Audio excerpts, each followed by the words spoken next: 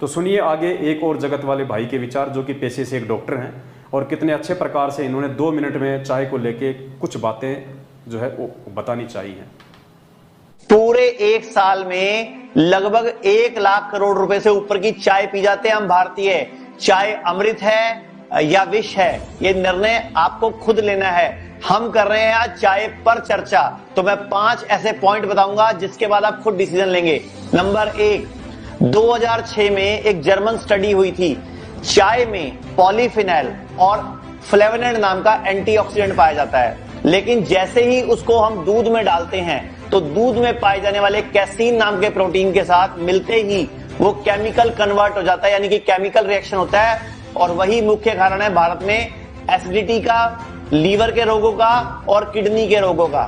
दूसरा पॉइंट, अगर चाय में दूध और चीनी डाल के पिया जाता है तो चीनी में फास्फोरस और सल्फर पाया जाता है, जो पेट के रोगों को 90% बढ़ा देता है, और यही से आर्टरीज, जो हमारी नलियां हैं हार्ट की, वो सख्त हो जाती हैं। इसी के परिणाम स्वरूप भारत में आज 10 करोड़ लगभग बीपी के रोगी हैं और लगभग 1.5 करोड़ हार्ट के रोगी हैं। New England journal of medicine study ने भी कहा है कि ज्यादा चाय पीने से फ्लोराइड की मात्रा बढ़ती है, जिससे हड्डियां कमजोर होती हैं, और भारत में आर्थराइटिस, ऑस्टियोआर्थराइटिस, रूमेटॉइड आर्थराइटिस यानी कि गठिया के रोग बढ़ते हैं। और भारत में इसी वजह से लोग घुटने का चेंज करा रहे हैं, रीढ़ की हड्डी का ऑपरेशन करा रहे हैं और जोड़ों के दर्द की दवाइयां खा रहे हैं।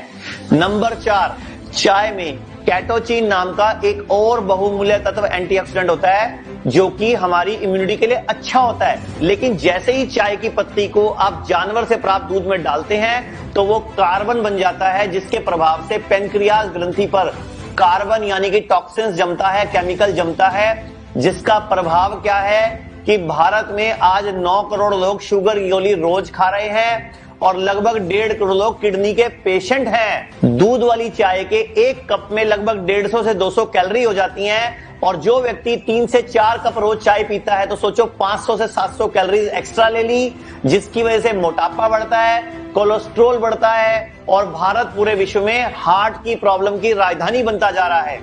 मैंने आपको 5 पॉइंट बता दिए हैं कि चाय पीनी है या नहीं पीनी, निर्णय आपको लेना है। और अगर आपको लगता है कि जब हम चाय छोड़ेंगे 2 या 3 दिन सिर दुखेगा, तो दुखेगा, लेकिन अगर आप ढीठ हो जाएंगे और 2-3 दिन नहीं पिएंगे तो सिर दर्द अपने आप ही ठीक हो जाएगा। और अगर मैं स्टडीज की बात करूं तो शराब और सिगरेट से भी बड़ा नशा है चाय। और अगर आप अपने किसी को चाहते हो कि उसको ब्रेस्ट कैंसर ना हो, ब्लड कैंसर ना हो, ब्रेन में ट्यूमर ना हो, उसको कोई सेप्सिस ना हो, भविष्य में पेट में पानी ना भरे, लीवर फेल ना हो, या कोई प्रोस्टेट कैंसर ना हो पुरुषों को, और सबसे बड़ी बात, मैं आप सबको चौंकाने वाली बात बताने लगा हूं, चाय पीने से सेक्स क्षमता घटती है। दूध वाली चाय पीना बंद कर दीजिए भारतीयों। हजारों करोड़ की दवाइयां खा जाते हो आप बाद में इलाज के नाम पे, तो आज ही दूध वाली चाय छोड़ के हर्बल टी को अपना लीजिए। सौंफ, तुलसी, लौंग, इलायची, बिनक्शा, तो इस तरह की चीजों की चाय पीजिए जो कि आपके शरीर को फायदा पहुंचाए और देश का हजारों करोड़ बचाए। आपको अगर लगता है कि चाय पीना लोगों के लिए नुकसानदायक है तो इस वीडियो को शेयर कीजिए, हर उस व्यक्ति तक पहुंचा दीजिए जो चाय पीता है, ताकि वो वीडियो देखे, साइंटिफिक रिसर्च देखे, फिर वो खुद निर्णय करे कि चाय पीनी है या छोड़नी है। तो पुण्यात्माओं, डॉक्टर साहब ने चाय को सिगरेट और शराब से भी ज्यादा हानिकारक बताया है। पुण्यात्माओं, थोड़ा विचार किया करें। हमारे पूज्य गुरुदेव जी किसी भी बात को सीधे और शॉर्ट तरीके में बता देते हैं। क्यों बताते हैं? क्योंकि गुरुजी हम पे विश्वास करते हैं, गुरुजी हम पे बिलीव करते हैं कि मेरे बच्चे मेरे शब्दों को समझने लग गए होंगे, मेरे बच्चे मेरे संकेतों को समझने लग गए होंगे कि शब्द सैन सतगुरु की पहचान है, वो पावे अटल सुहागर है। जो अपने गुरु के वचनों को, जो सांकेतिक होते हैं, जो संकेत होते हैं, क्योंकि तत्वदर्शी संत के सत्संग सांकेतिक ही होते हैं, कोड वर्ड में होते हैं, इतने आसान नहीं होते हैं। आपको लगेगा जरूर कि ये सीधे हैं, जैसे गरीबदास जी महाराज जी की वाणियाँ हैं, कबीर सागर में परमेश्वर की वाणियाँ हैं, वो हिंदी में लिखी हुई हैं और वो पढ़ने में बहुत ज़्यादा वो सरल लगती हैं, लेकिन जब हम उनके वास्तविक अर्थ के ऊपर जाएंगे, उनके मीनिंग के ऊपर जाएंगे, तो बड़े बड़े शंकराचार्य लोग फेल हो जाते हैं उनके अर्थों को निकालने में। पर्दे के पीछे उनका अर्थ कुछ और निकलता है। तो ऐसे ही हमारे पूज्य गुरुदेव जी के हर सत्संग जो है सांकेतिक होते हैं, इसलिए परमात्मा सीधे और सरल तरीके से बोल के कोई बात को निकल जाते हैं। अब डॉक्टर साहब ने तो इतने ज़्यादा एग्जाम्पल दे के बता दिए क्या नुकसान है, क्या हानि है, कौन कौन से केमिकल हैं, क्या क्या नहीं है। हमारे पूज्य गुरुदेव इनसे भी बड़े डॉक्टर हैं, ये तो उनके पैर के नाखून के बराबर भी नहीं है, क्योंकि परमात्मा कहते हैं दास गरीब तबीब सतगुरु बंदी छोड़ कबीर है। तबीब यानी डॉक्टर, सबसे बड़ा वैद्य, सबसे बड़ा डॉक्टर। और ये परमात्मा आत्मा का भी डॉक्टर है, और ये परमात्मा जो है शरीर का भी डॉक्टर है। परमात्मा ने अपने एक सत्संग में स्पष्ट किया हुआ है कि ये आप समझो कि भाई मैं खाली एक आध्यात्मिक ही डॉक्टर हूं, नहीं। परमेश्वर ने कहा कि परमात्मा उस शरीर के रोगों का भी वैद्य है और आत्मा का भी वैद्य है।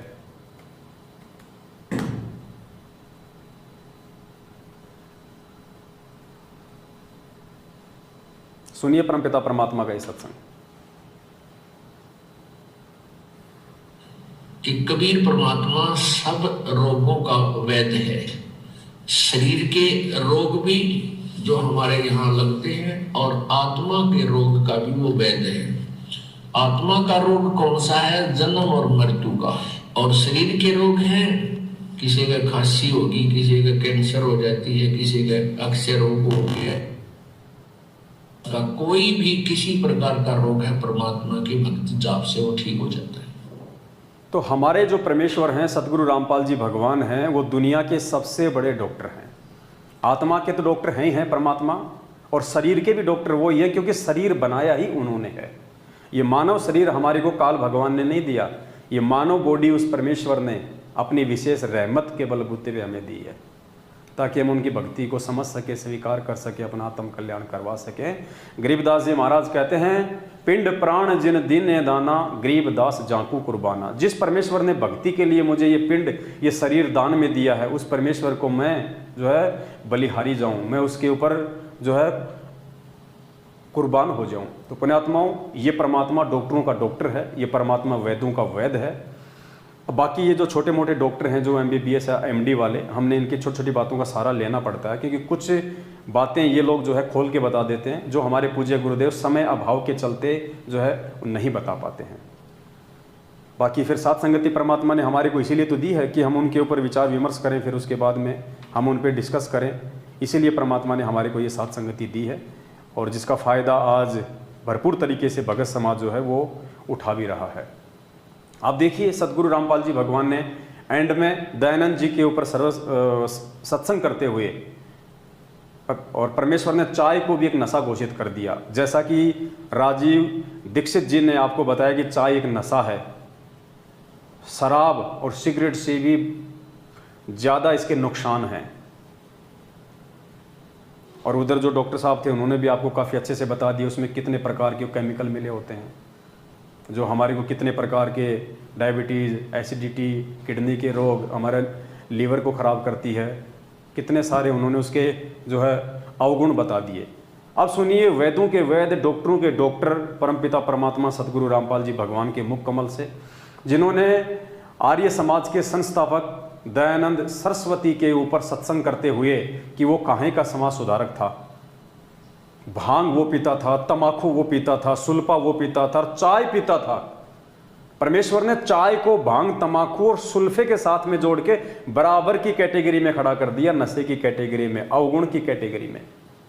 जैसे हम भांग पी के भक्ति नहीं कर सकते, चाय हम लोग तमाकू पी के भक्ति नहीं कर सकते, क्योंकि वो हमारे शरीर को जो है वो प्रभावित करेगी, हमारे लीवर को खराब करेगी, हमारी सुषुम्ना नाड़ी को जो है वो अवरुद्ध कर देगी, और शारीरिक रोग हो जाएंगे तो हम भक्ति कहाँ से कर पाएंगे।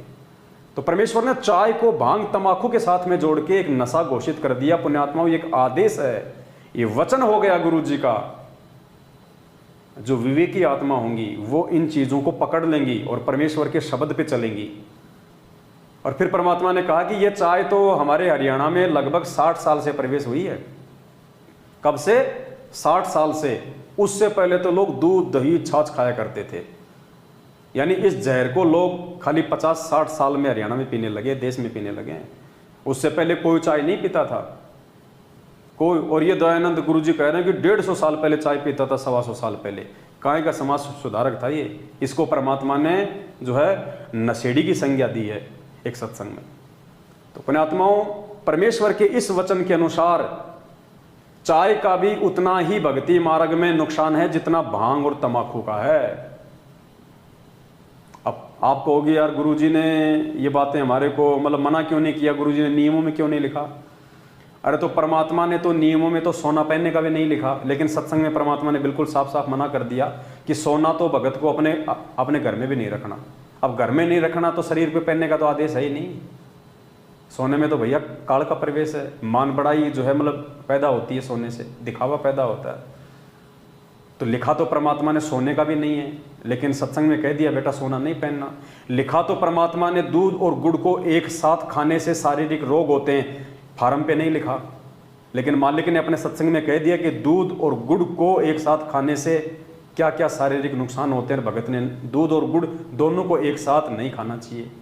तो हर चीज को परमात्मा फार्मों पे नहीं लिखेंगे। इस भक्ति मार्ग में हजारों नियम है, इस भक्ति मार्ग में कदम कदम पे नियम है। जितने तुम सत्संग सुनोगे, जितना तुम्हारा विवेक खुलता चला जाएगा, उतनी सावधानियां, उतने ही नियम है। अगर परमात्मा नियम लिखने लग जाए तो 500 पेज की पुस्तक छोटी पड़ जाएगी। अब वो पुस्तक नियमों की तुम्हें दे के परमात्मा तुमसे भक्ति से दूर करना चाहेगा क्या? लेकिन मालिक को पता है कि धीरे धीरे जब ये सत्संग सुनेगा, इसका बुद्धि विवेक काम करेगा, तो धीरे धीरे इन चीज़ों से दूर हट जाएगा। तो सुनिए अब परमपिता परमात्मा का ये अनमोल सत्संग, जिसमें परमेश्वर ने चाय को भांग और तंबाकू के साथ में जोड़ के उसको एक नशा घोषित कर दिया। और उसके बाद यदि कोई भगत भाई बहन चाय पीता है तो वो कितना अपने गुरुदेव के वचन को फॉलो करता है, कितना गुरुदेव के सत्संगों को फॉलो करता है, और कितना वो गुरुदेव के सांकेतिक इन सत्संगों को समझ पाने की बुद्धि रखता है। महर्षि दयानंद के बारे में जो लोकवेद दंत कथा सुनाई जाती है कि बड़े समाज सुधारक थे। ये काहे के समाज सुधारक थे? ये स्वयं भांग पिया करता, तम्बाकू खाया करता, तम्बाकू सूंघा करता, नंगा फिरा करता और ओका पिया करता और चाय पिया करता 100 वर्ष पहले।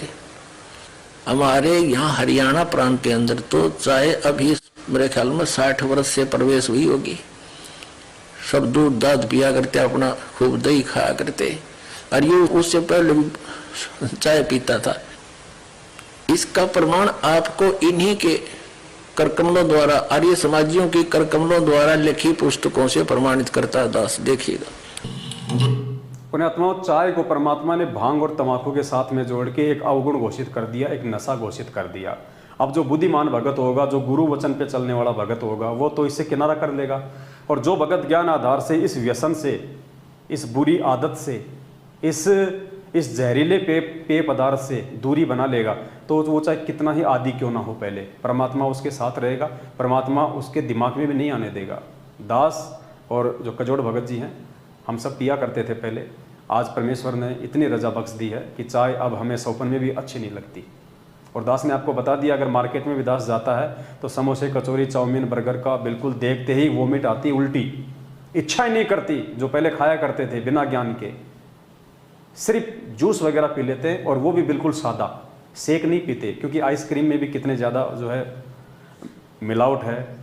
सिर्फ कभी कभार सादा जूस पीते हैं बस। तो पुण्यात्माओं, हमने अपनी क्रियाओं को ठीक करना पड़ेगा, और इन क्रियाओं को ठीक हमने परमात्मा के ज्ञान आधार से करना पड़ेगा, परमेश्वर के सत्संगों से करना पड़ेगा। ये मानव शरीर और ये बुद्धि और सद्बुद्धि परमात्मा ने इसीलिए बख्शी है कि परमेश्वर हमें संकेत करें, उन संकेतों को समझ के हम भक्ति मार्ग में आगे बढ़े। हमारे लिए क्या हमारे हित में है, क्या हमारे लिए नुकसानदायक है, उन चीज़ों को हमने स्वयं ही समझना पड़ेगा। हर चीज़ के लिए आपको परमात्मा आदेशित नहीं करेगा, निर्देशित नहीं करेगा। तो पुण्यात्माओं, ये चीज़ें हमने स्वयं समझनी पड़ेंगी। तो ये परमेश्वर का अनमोल ये सत्संग था। उसके बाद देखो परमात्मा ने हमारे को खाने के लिए क्या क्या वस्तुएं दी, किन किन चीज़ों के लिए परमात्मा ने हमारे को आदेशित किया। बाइबल पढ़ाते समय परमात्मा ने बताया कि परमेश्वर ने 6 दिन में सृष्टि रच के 7वें दिन अपनी तख्त पे विराजमान हुए, और परमेश्वर ने हम जीवों को, मानव शरीरधारी प्राणियों को क्या क्या वस्तुएं खाने के लिए दी। और गुरुदेव ने कहा कि सतयुग में तो शेर भी मांस नहीं खाता था। चाय तो छोड़ो पुण्यात्माओं, इंसान का मालिक ने कहा कि पहले ये आज जो ये मांसाहारी जो जानवर हैं, ये सतयुग में मांस नहीं खाते थे। इनको परमात्मा ने जो नुकीले दांत और जो पंजे दिए ना, परमात्मा ने बताया कुछ ऐसे पेड़ होते हैं, कुछ ऐसे वृक्ष होते थे जिनकी छाल आती थी मोटी खाने की, वो पंजा मार के वो छाल को, उस पेड़ की छाल को जो है खाया करते थे। या कुछ पेड़ ऐसे होते थे, ये जो है वो पंजा मार के उसमें छेद कर दिया करते थे, फिर उसमें से दूध जैसा एक वो पेय पदार्थ निकलता था। शेर भी उसको पिया करता था। आगे चल के फिर वृत्ति गिरती चली गई और जानवर तो छोड़िए 70% इंसान ही मांसाहारी हो गए। तो सुनिए परमात्मा का ये बाइबल से दिया गया ये प्रमाण कि परमेश्वर ने हमें जो बीज वाले फल फ्रूट पौधे जो भी दिए परमात्मा ने, वो खाने का हमारे को परमात्मा ने आदेश दिया था। सुनिए। अब देखो ये 5 पृष्ठ पे है, ये हम पढ़ रहे हैं 26-27। अब हमने 29 पढ़ लिया कि फिर परमेश्वर ने कहा, सुनो, जितने बीज वाले छोटे छोटे पेड़ सारी पृथ्वी के ऊपर हैं और जितने वृक्षों में बीज वाले फल होते हैं वे सब मैंने तुमको दिए हैं, वे तुम्हारे भोजन के लिए। ठीक है। अब आगे देखो 30 नंबर श्लोक में, और जितने पृथ्वी के पशु और आकाश के पक्षी और पृथ्वी पर रहने वाले जंतु हैं जिनमें जीवन का प्राण है, उन सब के लिए सबके खाने के लिए सब हरे हरे छोटे पेड़ दिए हैं। और वैसा ही होगा। किसी पशु पक्षी को भी एक दूसरे का मांस खाने का आदेश परमात्मा का नहीं है। अपने आत्मा जब सृष्टि प्रारंभ हुई, सतयुग के अंदर शेर भी मांस आहार नहीं करते थे, एक दूसरे को नहीं खाते थे। अब इनके पंजे वगैरह इसलिए दिए हैं ऐसे मजबूत। पहले ये क्या करते थे, वृक्षों की जैसे आपने किक्कर देखी होगी, बबूल के पेड़ का इतना मोटे मोटे गोंद लग जाता है, गोंद, और वो बहुत ही पौष्टिक आहार होता है। तो शेर उनको खाते थे। या जैसे कुछ ऐसे पेड़ हैं जिनमें से दूध निकलता है, उसको थोड़ा सा पंजा मार कर पाट दे तो उसमें से दूध बह निकलता है। इस तरह के आहार किया करते थे। बाद में समय गिरता चला गया और इन्होंने ऐसे एक दूसरे को खाना प्रारंभ कर दिया। मनुष्य मांस नहीं खाते थे, बिल्कुल छूते भी नहीं थे। एक आधा दुष्ट आत्मा दूसरी बात हो तो प्रत्येक युग में होता ही है। और अब देख लो इंसान भी मांस खाने लग गए, इसको बाढ़ को। वैसे भी कहीं आप देखो कोई कुत्ता मरा पड़ा हो इसमें एक्सीडेंट में सड़क के ऊपर, और उसकी आंत निकली पड़ी होती है, देखते ही उल्टी पड़ जा और उस गंध ने खावे, तो इंसान थोड़े होते, शैतान आदमी होते हैं। तो परमात्मा ने बहुत सुंदर आहार हमें दिया है। देखो काजू किशमिश बादाम, अखरोट, सेब, संतरे, भाई ये फल खाओ, दूध दे रखा है, पशु का दूध लो, घी बनाओ, हलवा खाओ। तो हम जो ये इसको त्याग करके जो मांस खाते हैं वो पाप कमा रहे हैं, वो ऐसा नहीं करना चाहिए। तो देखो पुण्यात्माओं, परमपिता परमात्मा ने हमको कितने प्यार से और कितने अच्छे तरीके से समझाया है कि परमेश्वर ने हमारे को क्या क्या वस्तुएं खाने के लिए निर्देशित और आदेशित किया हुआ है। उसी प्रकार से हमने अपने रहनी करनी को ठीक करना होगा।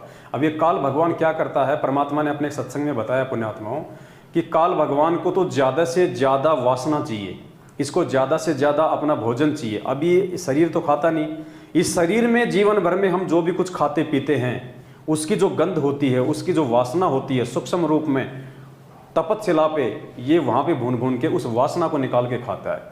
तो काल तो ज़्यादा से ज़्यादा कोशिश करेगा कि हम चटपटे खट्टे मीठे, हम इस प्रकार के मिलावटी जो है हम ये भोजन खाएं ताकि हमारे अंदर वो टेस्ट ज़्यादा से ज़्यादा बने, वो वासना, उसका आहार ज़्यादा से जो है वो ज़्यादा बने।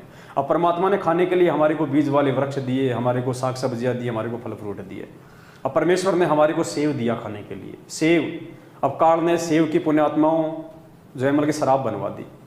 परमात्मा ने हमारे को खाने के लिए अंगूर दिए, काल ने पुण्यात्माओं उसकी बियर बनवा दी, उसकी शराब बनवा दी। परमात्मा ने खाने के लिए हमारे को जो दिए, गेहूं दिए, काल ने उसकी भी बियर बनवा दी, उसकी भी शराब बनवा दी। परमात्मा ने हमारे को चपाती बनाने के लिए गेहूं दिया, मक्का दिया, बाजरा दिया है, और आज जीव ने काल प्रेरणा से उसके 36 आइटम बना दिए, समोसे, कचौड़ी, पकोड़े, चाउमीन, बर्गर, भेलपूरी, पता नहीं क्या क्या बना दिए। क्योंकि अगर हम सीधा सीधा यदि हम परमेश्वर के द्वारा दिया गया जो गेहूं है, जो है मक्का है, यदि हम उसको पीस के उसकी यदि हम वो चपाती बनाएंगे तो उसमें तो कोई भी चीज़ नहीं मिक्स हुई सिवाय थोड़े से नमक के, हल्के फुल्के नमक के। उस आटे में कोई चीज़ मिक्स नहीं हुई। हमने चपाती खाई, हमने खाया, हमारे को स्वादिष्ट लगी। किस चीज़ को? क्योंकि वो आत्मा का है। आत्मा को चपाती और सब्जी नॉर्मल बिल्कुल बहुत अच्छी लगती है जब हमारे को भूख लगती है, लेकिन वो मन को अच्छी नहीं लगती। मन चाहता है उसके अंदर और कुछ अटरम फटरम मिलाए जाए और ज़्यादा टेस्ट बनाया जाए ताकि वासना ज़्यादा से ज़्यादा हो इनके अंदर। तो काल ने क्या किया, उसी आटे की, उसी जो है मतलब चने की मैदा बनवा दी, गेहूं के आटे से 50 प्रकार के आइटम बनवा दिए। अब जो है वो कचौड़ी बनवा दी। अब उस कचौड़ी में आलू का मसाला, आलू के अंदर गोभी, मटर, नमक, लूण, मिर्च हैं और इलायची विलायची, काली मिर्च, पता नहीं कितने प्रकार के मसाले ठोक दिए। फिर उसको तेल के अंदर, अब वो तेल पता नहीं कितने दिनों का है, कौन सी कंपनी का है, शुद्ध है या नहीं है, उसमें कितनी बार निकालना चाहिए, निकाल देते हैं उसमें 50 बार। उसके बाद साथ में फिर हरी चटनी, लाल चटनी, अब इतने प्रकार के अटरम फटरम ये काढ़ करवाता फिर हमारे से। उसको तो टेस्ट चाहिए उन चीज़ों में। परमेश्वर ने नहीं कहा, परमेश्वर ने अभी क्या कहा कि परमात्मा ने खाने के लिए इतने सुंदर आहार दिए हैं। क्या? काजू, किशमिश, बादाम, अखरोट, सेब, संतरे, दूध, दही, छाछ, ये कहा परमात्मा ने। हलवा, खीर, पूड़ी, सब्जी, रोटी। अब मालिक ने ये नहीं कहा कि समोसे, kachori, pakodi, chowmein, burger, South Indian, Chinese, Italian, पता नहीं क्या क्या 36 प्रकार के आइटम। क्योंकि वो उस परमेश्वर के द्वारा दिए गए फल फ्रूट और बीज का काल भगवान ने जो है बल्कि प्रारूप बिगड़वा दिया अपने टेस्ट के लिए। परमात्मा ने इतना सुंदर आहार दिया हमारे को, इतना परमात्मा ने इतना स्वच्छ मीठा हमारे को जल दिया। अब बताओ, वो पेशाब पीना जरूरी है, वो बियर पीना जरूरी है, शराब पीना जरूरी है, वो कोल्ड ड्रिंक पीना जरूरी है, वो कोका कोला, माजा, पेप्सी, पता नहीं फेंटा वेंटा, कोका मोका क्या क्या आता है, वो पीना जरूरी है पुण्यात्माओं? जब परमात्मा ने कह दिया कि तुम्हारी प्यास तो बेटा इस पानी से बुझेगी, तू चाहे कितनी शराब पी ले, कितनी बियर पी ले, कितने तू चाहे ये अटरम पटरम पी ले, तू चाहे कोल्ड ड्रिंक पी ले, सिवाय नुकसान। क्योंकि कोल्ड ड्रिंक में भी पुण्यात्माओं ये कैफीन, ये निकोटीन, ये सारी चीज़ें आती हैं। तो हमने इन चीज़ों को सब छोड़ दिया है परमेश्वर के ज्ञान आधार से। हम जितना सिंपल होके चलेंगे, जितना हम सादा होके चलेंगे, उतना हम परमात्मा को भी हम प्यारे लगेंगे। हमारा जो शरीर है वो भी साफ सुथरा रहेगा, वो शुद्ध रहेगा, और शुद्ध शरीर में परमात्मा की भक्ति भी अच्छे से प्रवेश करेगी। हमारे विचार भी शुद्ध होंगे, क्योंकि जैसा खाएगा अन्न वैसा होगा मन। यदि हम समोसे, कचौड़ी, पकौड़ी, ये चटपटा, यदि हम ये राजसी और तामसी भोजन खाएंगे तो हमारे विचार भी ऑटोमेटिक वैसे होंगे। यदि हम सादा भोजन खाएंगे, सब्जी, पूरी, हलवा, खीर, छाछ, दूध, दही, तो ये जो बल्कि सात्विक भोजन है। अब सात्विक भोजन खाएंगे तो हमारे विचारों में भी शीतलता आएगी, हमारे सोच विचार, हमारा बोलचाल भी वैसा ही हो जाएगा, आत्मा को भी अच्छा लगेगा, शरीर को भी अच्छा लगेगा, कोई रोग भी नहीं होगा। तो पुण्यात्मा, जैसा खाएंगे अन्न वैसा होगा मन, जैसा पिएंगे पानी वैसी होगी वाणी, और इसी खान पान का हमारी भक्ति के ऊपर सीधा असर पड़ेगा। अब देख लीजिए आप जी क्या करना चाहते हैं, क्या नहीं करना चाहते हैं। हमने परमात्मा खुश करना है या हमने काल को खुश करना है, और हमने अपने शरीर को स्वस्थ रखना है, या फिर ये राजसी और तामसी भोजन खा के हमने अपने शरीर की वृत्ति को बिगाड़ना है। आपको क्या शुद्ध मिलेगा? कुछ भी शुद्ध नहीं है। यहाँ तक कि आप जो घर पे खाते हैं ना, उसमें भी यूरिया, पेस्टिसाइड्स, केमिकल कितना मिला होता है। तो ये तो हो गई हमारी एक मजबूरी। हम जो भगत हैं, भगतों ने तो यूरिया खाद का यूज़ नहीं करना अपने खेतों में। भगत ने फसलों में कोई दवाई नहीं छिड़कनी, कोई केमिकल नहीं छिड़कना, कोई पेस्टिसाइड, कोई कीटनाशक नहीं छिड़कना। भगवान पे विश्वास रखेंगे, मालिक की ज्योति या पाठ का संकल्प करके यदि हम अपनी खेती करेंगे, अपने खेत में जो है बीज की जो है मतलब बुआई करेंगे। पुण्यात्मा, परमात्मा धरती पे है। आज से पहले हम क्या किया करते थे? ये तो अभी आके सारा काम बिगड़ा है। लोगों ने खेती बाड़ी को भी अपना व्यापार बना लिया, वरना पहले के लोग केवल अपने घर के लिए ही अनाज पैदा किया करते थे, बेचने के लिए नहीं किया करते थे। आज तो लोगों ने दूध दही को भी बेचने के लिए अपना व्यापार बना लिया। अनाज भी लोग अपनी आवश्यकता से ज़्यादा उत्पन्न करते हैं, मतलब धंधे के रूप में ले लिया। अब ज़्यादा से ज़्यादा अनाज पैदा करने के लिए क्या करते हैं? यूरिया ज़्यादा से ज़्यादा ठोकते हैं, कीटनाशक, पेस्टिसाइड्स ज़्यादा से ज़्यादा देते हैं फसलों में। दास ने देखा तो नहीं, लेकिन सुनने में आता है रात को घियाँ होती है इतनी सी, उसमें फिर इंजेक्शन लगा देते हैं, रात को सुबह वो 1.5 फुट की हो जाती है। अब बताओ पुण्यात्मा, वो जहर हम खा रहे हैं, साग सब्जियों में भी मिलावट हो गई, हर चीज़ में। दास ने एक दिन देखा था ये जो पालक आता है, ये जो धनिया आता है, ये जो पुदीना है, ये बिल्कुल मतलब बिल्कुल मुरझाया हुआ था, बिल्कुल बेबस मुरझाया हुआ, मरा हुआ। और उन्होंने एक बाल्टी में पानी लिया, उसमें कोई केमिकल डाला हरा हरा, और उसमें उस धनिया की गड्डी को, उस पुदीने की गड्डी को उसमें डाला, सिर्फ मुश्किल से 4 या 5 सेकंड के लिए। उसके बाद उसको यूं फड़फड़ाया, वो बिल्कुल हरा हरा हो गया, बिल्कुल उसकी पत्तियां यूं हो गई, बिल्कुल टाइट हो गई सोल्जर की तरह। अब बताओ, वो केमिकल हम खा रहे हैं, बासा सड़ा हुआ भूसा हुआ केमिकल युक्त हम खा रहे हैं। तो कोशिश करो पुण्यात्माओं, आप जितने भगत भाई बहन हैं, आप यदि कोई किसान है, अपने खेत में यदि आप इस प्रकार से अपना अन्न पैदा करते हैं, तो आप जी परमात्मा के आशीर्वाद से, मालिक पे विश्वास करके, हम मर्यादा में हैं, परमात्मा के बच्चे हैं, परमात्मा क्या नहीं कर देगा। परमेश्वर तो बिना अन्न के फसल दे दे हमारे को। एक सत्संग में यहाँ तक कह दिया भगवान ने कि तुम्हारे घर में दो दाने नहीं होंगे, 2 दाने, सुबह तुम्हारी रसोई में अनाज का मटका भरा हुआ मिलेगा। बताओ कहाँ खेती बाड़ी, कहाँ हमने सब्जी उगाई, कहाँ हमने बीज डाला। तो ये परमात्मा जो चाहे सो कर दे, सतगुरु जो चाहे सो कर ही, भरम पड़ो मत कोई, सेव धड़ पे सी चढ़ाया पाछा करी रसोई। इस पे केवल विश्वास करने की आवश्यकता है। तो हम परमात्मा के वचन पे चले, हम यूरिया और पेस्टिसाइड को ज़्यादा महत्व ना दें। आपके घर पे यदि कोई गाय भैंस बैल हैं, तो आप जी उनका जो खाद है, जो गोबर है, वो आप अपने खेतों में दें, ताकि हम भी शुद्ध खाएं, दूसरों को भी हम शुद्ध खिलाएं। क्योंकि हमें क्या कहा परमात्मा ने कि भगत को मिलावट नहीं करनी है। अब हमने समझ लिया कि मिलावट का मतलब है, यदि हम कोई पानी का काम करते हैं तो पानी में मिलावट मत करो। हम यदि कोई दूध का काम करते हैं तो दूध में पानी मत मिलाओ। नहीं, हम बीज में यूरिया डाल रहे हैं, पेस्टिसाइड डाल रहे हैं, कीटनाशक डाल रहे हैं, क्या वो मिलावट नहीं है? परमात्मा हर चीज़ को खोल के नहीं बताएगा। कुछ चीज़ें फिर हमने साथ संगति से, अपनी बुद्धि विवेक से समझनी पड़ेंगी। आप उस अन्न अनाज में आप जो मिलावट कर रहे हो, वो जहरीला पदार्थ डाल रहे हो, आप उसमें खुद भी जहर खा रहे हो, अपने दूसरे भाई बहनों को भी, जगत वालों को आप जहर खिला रहे हो, रिश्तेदारों को जहर खिला रहे हो। फिर कल को वो जहर हमारे शरीर में जाएगा, 20 प्रकार के हमारे को रोग होंगे। वही फसल जो है वो भैंस खाएगी, भैंस दूध देगी, वो दूध कौन सा फिर वो शुद्ध होगा? तो पूरे संसार में इस प्रकार से जहर फैला हुआ है। तो परमेश्वर ने कहा कि हम भक्तों ने धीरे धीरे उन चीज़ों से पीछे हटना है। अब हमने उन चीज़ों को उसी प्रकार से धीरे धीरे ठीक करना, जैसे लोगों ने अपने स्वार्थ के लिए और काल प्रेरणा के चलते अज्ञानता में उन चीज़ों को उन्होंने बिगाड़ा है। तो पुण्यात्माओं, हमने बाजार का कुछ भी नहीं खाना है। ये एक दास कोई आदेश नहीं दे रहा, ना देने का अधिकारी है, ना कोई दबाव दे रहा। हमने छोड़ा है, हम आपको एक अच्छी सलाह दे रहे हैं। मानना न मानना ये आपके ऊपर है। अब आप जी कहीं ट्रेन में जा रहे हो, आपका 2 दिन का सफ़र है, कहाँ खाना खाओगे बाहर? आपने ट्रेन में ऑर्डर दे दिया, वेटर आ गया, हाँ जी साहब, ऑर्डर, शाम का ऑर्डर। आपने कहा साहब, क्योंकि आप भगत हैं, शुद्ध शाकाहारी हैं, तो आपने ऑर्डर दे दिया जी 2 प्लेट चावल। ठीक है साहब, चला गया वेटर। शाम को साहब, वो तो सबका ऑर्डर लेता है, वो तो चिकन बिरयानी, अंडर बिरयानी, वो अंडा बिरयानी, चिकन बिरयानी, मटन बिरयानी, सब लेता है वो तो ऑर्डर।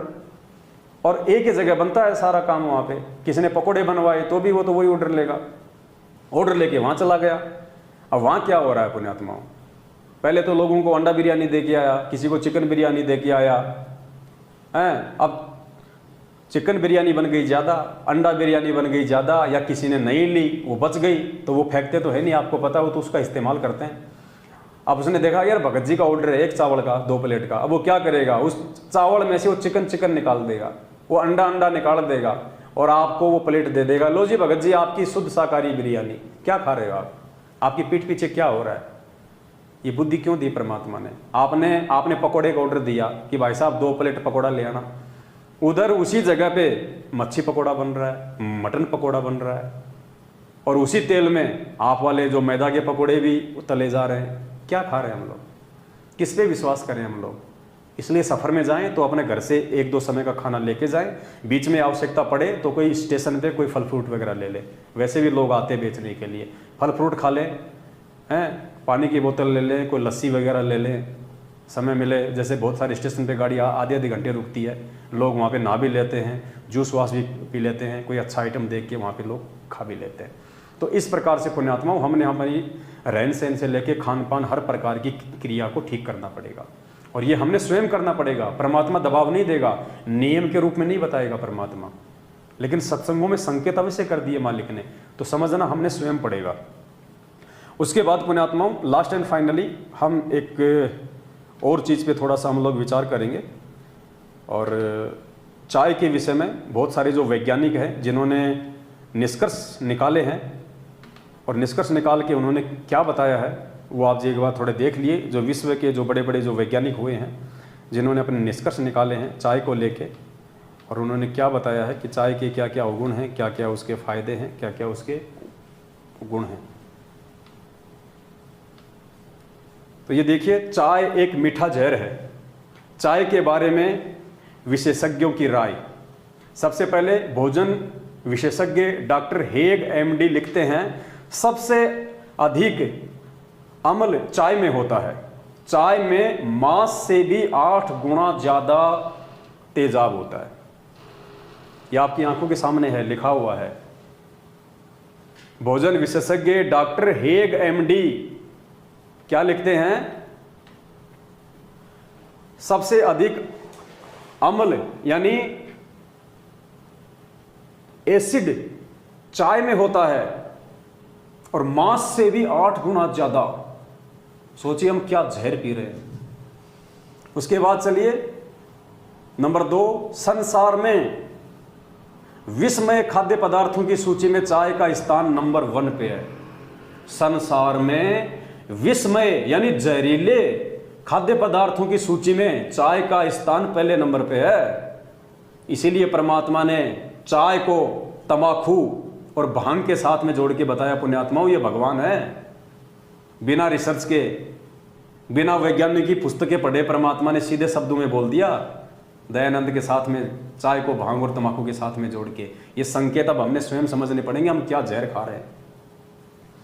उसके बाद में डॉक्टर ओडिनेड, चाय शराब से अधिक हानिकारक है।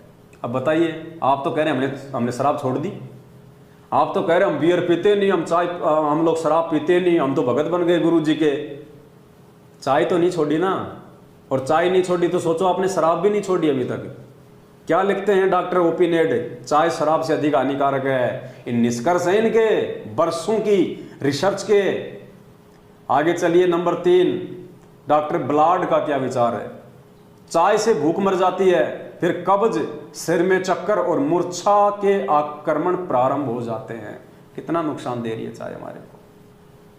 अरे चाय से भूख मरेगी तो हम भोजन थोड़ा खाएंगे तो शरीर में जो है पोषक तत्वों की कमी हो जाएगी, फिर हम लोग बीमार पड़ेंगे, फिर नए नए रोग होंगे, फिर डॉक्टरों को लाखों रुपया देंगे।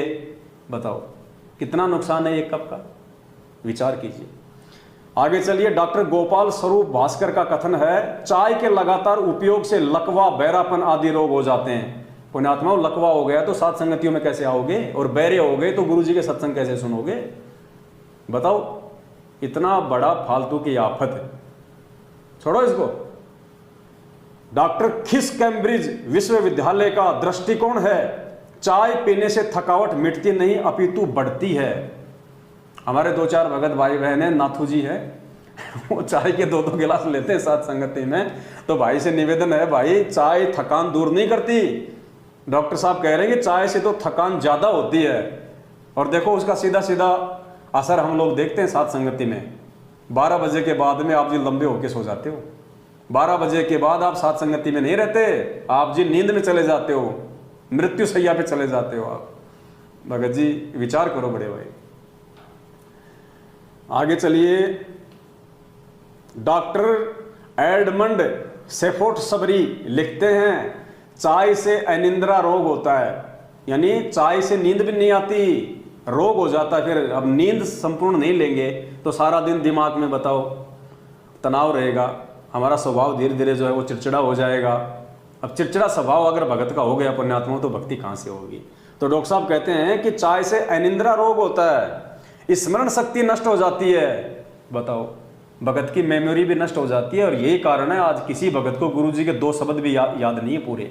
किसी भी भगत को शुरू की 2 लाइन छोड़ के 2 शब्द भी याद नहीं है, क्योंकि चाय पी के सबने अपनी मेमोरी खराब कर रखी है।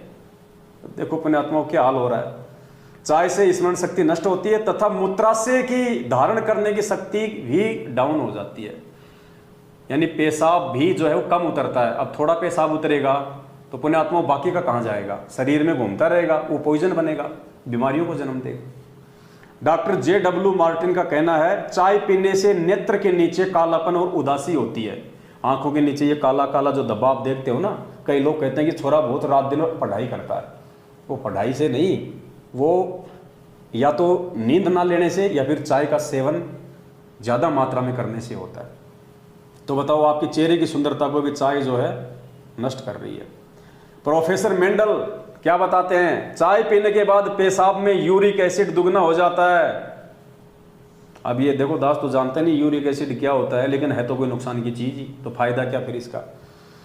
डॉक्टर कार्तिकेय बोस का विचार है, चाय पीने के कारण पेट की गड़बड़ियां बढ़ती हैं। ये तो हम सभी जानते हैं, चाय पीने के बाद में उसमें अम्ल की मात्रा, क्योंकि हमारा जो पेट होता है, पेट के अंदर ही बनती है गैस यानी अम्ल। हमारे पेट में तो वैसे ही मतलब अम्ल बनता है, गैस बनती है, और चाय पीने से उसकी मात्रा और ज़्यादा हो जाती है।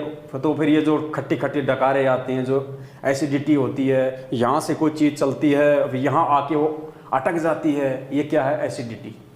अब बताओ, भगत कहाँ से मंत्र जाप करेगा? बेचारा सतनाम का सुमन कर रहा है, उधर से आया ऊपर से, यहाँ के अटक गया, खट्टा खट्टा लगा, कहाँ से बेचारा मंत्र करेगा? तो पुण्यात्मा, छोड़ो इन रोगों को। और डॉक्टर लीला क्लाइस्ट लिखते हैं, बच्चों को चाय पिलाना शराब से भी अधिक हानिकारक है। ये लो जी, आप तो खुद ही नहीं, आप तो अपने बच्चों को भी चाय पिला रहे हो भक्तों। अरे जगत को तो ज्ञान नहीं है, जगत के ऊपर तो कोई प्रतिबंध नहीं लग सकता, क्योंकि उनके ऊपर मालिक का आशीर्वाद नहीं है। उनको कोई बताने वाला नहीं, कोई समझाने वाला नहीं, समझाए तो उसके शब्दों का असर नहीं होगा। जगत तो बेचारा पी सकता है चाय, लेकिन हम भगत क्या कर रहे हैं? क्या कह रहे हैं डॉक्टर साहब? बच्चों को चाय पिलाना शराब से भी अधिक हानिकारक है। अगर बच्चों के लिए चाय पीना मतलब शराब पीना, तो बड़े के लिए कम से कम बियर तो मान लो, तो नुकसान तो हो रहा है ना। आप अपने बच्चों को चाय नहीं, शराब पिला रहे हैं।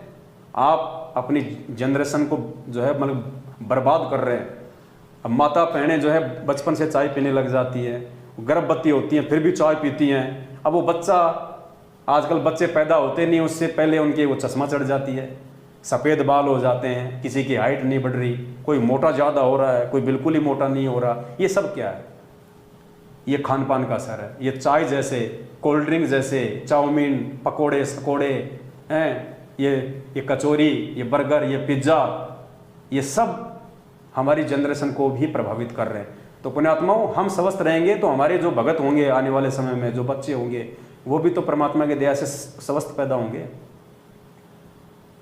तो वो अपनी भक्ति करेंगे अच्छे से। तो हम क्या कर रहे हैं? अपना भी शरीर बर्बाद कर रहे हैं, आने वाले भक्तों की भी नस्लें खराब कर रहे हैं, परमात्मा के दोषी हो रहे हैं उल्टे। डॉक्टर गिस्मैन अमेरिका का कहना है, क्या कह रहे हैं डॉक्टर गिस्मैन जी?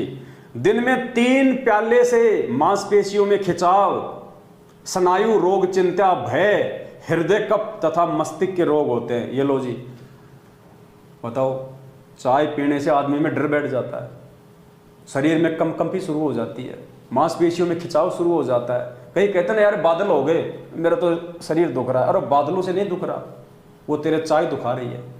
वो चाय का जो कनेक्शन बादलों से हो गया फिर। तो पुण्यात्मा, दुनिया जिनको ज्ञान नहीं है, तत्व ज्ञान, और वो लोग भी चाय को जहर बता रहे हैं, चाय को शराब बता रहे हैं, शरीर के लिए जो है मतलब रोग उत्पन्न करने वाली वस्तु बता रहे हैं। और उल्टा हमारे गुरुजी ने तो सीधे सीधे शब्दों में कह दिया, हम इनकी बात ना माने, कोई महत्व नहीं इनकी बातों का। लेकिन हमारे बाप ने बोल दिया कि वो भांग पीता था, वो सुल्फा पीता था, वो तमाकू खाता था, वो चाय पीता था। चाय पे जोर दिया परमात्मा ने, भांग पे इतना नहीं दिया। मतलब भांग से भी ज्यादा हानिकारक होगी भगत के लिए। तो हमने तो अपने गुरु वचन पे चलना है। गुरुजी ने, अगर कल को गुरुजी ने बोल दिया कि रोटी भी नहीं खानी बेटा, तो नहीं खानी तो नहीं खानी, चाहे उसमें जहर हो चाहे उसमें अमृत हो, हमने गुरु वचन पे चलना है। और कहते भाई जो गुरु वचन पे डट गए कट गए फंद 84 के, भाई जो गुरु वचन पे डट गए कट गए फंद 84 के। तो पुण्यात्माओं, ये कुछ बातें थी जो परमात्मा जी के आशीर्वाद से दास ने आपके सामने रखी हैं। अगर ये चीज़ें बताने में दास से कहीं कोई त्रुटि हुई हो तो दास अपने परमपिता परमात्मा से क्षमा प्रार्थी है, और आप सभी भाई बहनों से भी दास माफ़ी चाहेगा। एक बार फिर से परमात्मा दया बख्शेंगे तो एक नई वीडियो के साथ में आपके सामने हाजिर होंगे। तब तक के लिए सत साहिब, बंदी छोड़ सतगुरु रामपाल जी भगवान की जय हो। सत साहिब।